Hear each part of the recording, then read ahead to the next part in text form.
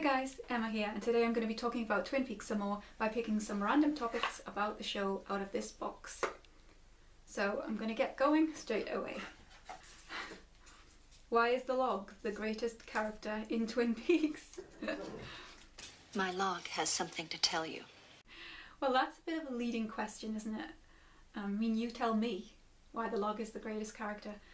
I think everybody will have different opinions about that, but let me answer that question with a question, or a couple of questions anyway.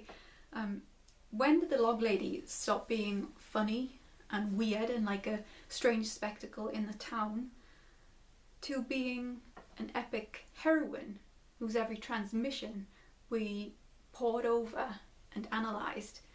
When did we change that level of respect for the log lady? When did we start to think of her as Margaret as opposed to just the log lady? How soon in the show did we start to think of the log as a separate character?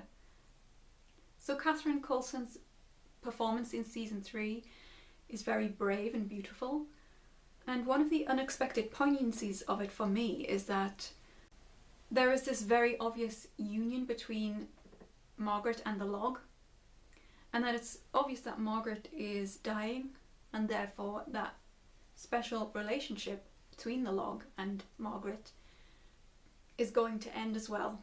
So I feel like the raw emotion of that is expressed in Catherine Coulson's performance. I mean, none of us agree as to what the log actually is. Is it just Margaret projecting a gift of intuition onto this log? Is it the spirit of Margaret's dead husband? Is it an entity or entities that have entered the wood at some point? Is the log one voice or many? I believe that Hawk says at one point that he thinks there are many spirits within that. Now, I often think of that scene with Jerry when he thinks his foot is talking to him, and I wonder what the log's voice was like for Margaret. Is this how she experienced it? In a similar way, and instead of being high on drugs, she was high on this sixth sense? Did her experiences as a child with Colrad and the other boy make her more attuned to something? Give her a connection to the other world? You know, the log lady intros are very deep. They feel almost like spiritual lectures, like readings from a sacred book. And both Margaret and the log are like sages who are trying to tell us something, trying to teach us. They're giving commentary to the episodes, but they're also bridging a gap. That's gone really dark. Just a minute. That's weird, I look like a moon. I think I might have to turn the light on. Okay. I don't know if that's okay. Where was I? Yeah, the log lady intros, they're bringing the audience closer to the fiction. They're also breaking that fourth wall, seemingly addressing us all personally. You know, after we throw in our discs and press play, she's actually speaking directly to the camera, to us. The last word on the log says that Hawk inherited it, and that it hasn't spoken to him. Maybe Margaret took the log spirit with her, or maybe the spirit guided her. Maybe the log served its purpose and left once Margaret had passed. Maybe the log needed Margaret to exist in order for it to exist. Or maybe the log remains active and Hawk just can't hear it. Maybe you have to have that special connection in order to be able to communicate with the log. I'm wondering, does the log have a gender? I have to be honest, I kind of feel a masculine energy coming from the log. I don't really know why that is. Maybe it's because I'm thinking about Margaret's husband and the possibility that that's who the log is. Perhaps wood is like an earthly material, which is more associated with manliness and that male charge. Maybe I can't disassociate it with the woodcutters who are traditionally, or were traditionally, men. Maybe the way Margaret holds the log reminds me of her and her husband and the love that she would give to him. Even though the log is held like a baby, I feel like it has a mature kind of soul or identity, and that the log seemingly provides a lot of comfort and safety, a feeling of safety for Margaret. I mean, of course, the log serves a purpose in the plot, a very important purpose quite a lot of the time, and the messages it gives via Margaret are often things that propel the plot. Maybe that's why you could say the log is the greatest character in Twin Peaks. But there's some lovely stuff in the final dossier about Margaret's funeral in which the log speaks. Well, the log has left a letter, I think. So let me get it.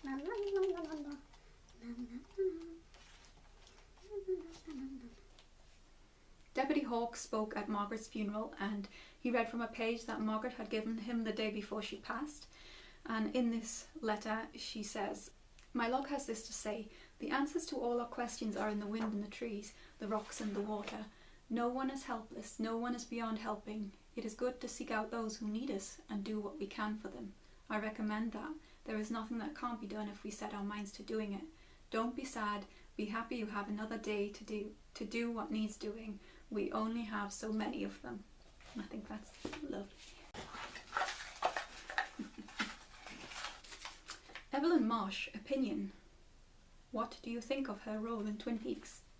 Evelyn Marsh. Okay, is she the most boring character in Twin Peaks? Opinions, please.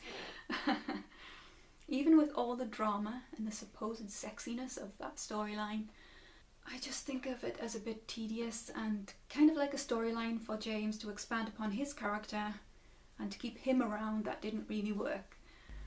I mean, I suppose it did give James the possibility to escape, and I think James was struggling in a way that maybe nobody could really tell. I think psychologically he was more troubled than he could relay verbally. I think that's evident from the relationships that he subsequently has in the wake of Laura's death. I feel like he's really looking for solid ground sort of thing. And maybe the Evelyn Marsh stuff was good just for the fact that James was involved, nothing more, because I don't think that Evelyn Marsh has an important place in the Twin Peaks world without James. It almost feels like James walks out of Twin Peaks and walks straight into Invitation to Love.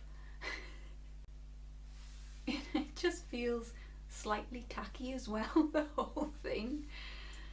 Like she doesn't have the mystique and glamour of a lot of the other similar aged actresses on the show. Yeah, I just don't feel like she's a character that long term that I have really thought a lot about, except to think, wasn't that a weak part of Twin Peaks? Perhaps the weakest part of Twin Peaks? I don't know. Yeah. Let me know what you think of Evelyn in the comments, if you please. If you want to waste your typing on Evelyn Marsh. Why does nobody talk about Maddy? She had a major role in the plot. Telepathy with Laura, and a mirror image type relationship with James. Why can't I speak? So I think it is true that Maddy isn't discussed either by fans or by characters in Twin Peaks as much as she should be, or as much as Laura is, just by way of example of comparison. I mean, why is that? I think maybe there are a few reasons. She's overshadowed by Laura, for a start. Laura is the one. Madeline was portrayed by Cheryl Lee. Therefore, at some level, do we just see her as an extension of Laura? Maddy was a visitor to Twin Peaks, and as such, we never get to meet any of her closer family, her closer friends, her personal friends. She only appears as an individual who, when she dies, doesn't have that kind of mourning, except for Sarah and the new friends that she just made. She doesn't have anybody who has known her longer than that and who perhaps would be experiencing a greater level of mourning. So perhaps because we never get to witness that we never fully empathise and understand that loss. And dare I say this, but could Maddy's appearance have anything to do with it? You know, she is bookish, she is dark haired and she wears glasses, and that in comparison to the glowing golden Laura. Uncle Leland. Is she, by the standards of Western beauty, I guess, considered to be less appealing visually as a victim and therefore pushed to the sidelines a little bit? Don't know. It's a possibility, I guess. Maddy's role is almost like she is Laura to some extent. She's a mirror of Laura. She comes into Twin Peaks and becomes friends with Donna. She tangles with James and she consoles Sarah and Leland. Therefore, everything that she does is something that Laura's role could have been. You know, the mirror image, the mirror life of Maddy Laura continues until Maddy herself passes. I'm guessing that in the new timeline she would not die though, and maybe that actually is important in considering why Maddy isn't discussed now and post season 3, because she would actually be alive and therefore her victim status is no longer an aspect. I don't know if that's actually mentioned anywhere. Is she even mentioned in like the final dossier? Not sure that she is. Is it just too much of a logistical thing to have Cheryl Lee playing another character in season 3? Because it would be too much work having the actress play double parts. Plus it might detract from the importance and uniqueness and special qualities of Laura, how they wanted to portray Laura in season 3, and having a mirror image of Laura might have lessened that effect. It is possible, given that David Lynch gave the role to Cheryl Lee because he liked her acting and wanted her to still be involved in Twin Peaks, more so than just as snippets of Laura in flashbacks, that Maddy was never meant to be important. In the long term, I mean. However, I do feel like she should be important because, at least in the first iteration of events, she was a victim, and we should acknowledge that always. She's also one of a handful of characters who was represented in the Black Lodge as her doppelganger, so that's quite important, I think. But is she first and foremost in anybody's grand theory of what the show means, of what's happened in the show? I don't think so. At least I can't recall reading anything like that. Maybe you know differently. If so, leave a comment and tell me. Maybe ultimately Maddy's role allowed us to get to know a close version of Laura as possible in a human living form, because Maddy obviously was so close to Laura and influenced Laura to a huge extent that this was maybe as close as we were going to get to a living version of Laura. And maybe that helped us to know Laura, as well as the information that was coming out from Cooper's evidence that he was finding and testimony from people. Maybe Maddy was another element of that, of us getting to know the Laura Palmer story. And maybe, unfortunately, in this sense, it meant that Maddy's own identity was watered down to some extent, which is quite sad and a bit unfair, really, to her character. But I can't deny that Maddy doesn't get the attention that she deserves. Just reading the message on the back. What real-life historical figures and events that were written about in The Secret History did you find most fascinating? Have you continued to research those? Do you think that Mark Frost had these in mind when working on the original show? So I actually hadn't heard a lot about many of the historical characters in The Secret History, so I had to do a lot of the old Google search to find out what their real story was, and just out of curiosity a lot of the time, because they were quite fascinating figures. And I really like the Meriwether Lewis stuff. That was incredibly interesting. And I think Mark Frost wound the mystical lore of Twin Peaks into many historical events very well indeed. Many years ago I was deeply interested in the counterculture of the 1950s and the Beat Generation and what kind of evolved from that. So that led on to things like Timothy Leary and the drug culture, and explorations into alternative beliefs, belief systems, I guess. And that ultimately led me to Aleister Crowley. He pops up everywhere, doesn't he? He's a very interesting figure, notorious figure. He seems to have far-reaching influence, and I think he's the perfect historical figure to fit into an imagining of the Twin Peaks mysticism.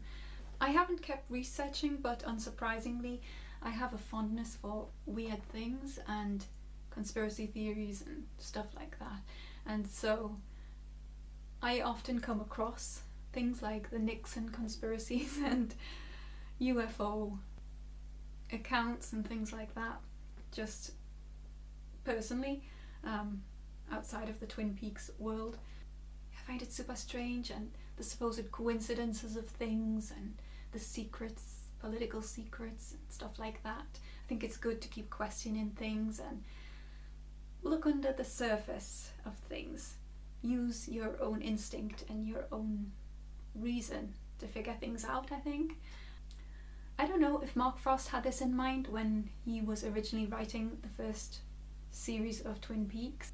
The level of detail in the secret history suggests to me that he must have done a huge amount of research, and that possibly he has a lot of personal interest in this as well. I think just from following him on Twitter that he is invested in politics, so maybe a lot of the political elements or threads in this secret history are motivated by that personal interest. I just feel from the breadth of it that this is years of research rather than, well, they did have a long time to sort of write, but I just think from the breadth of it that maybe it's more than if just a few years research. I think this might be a lifetime's research.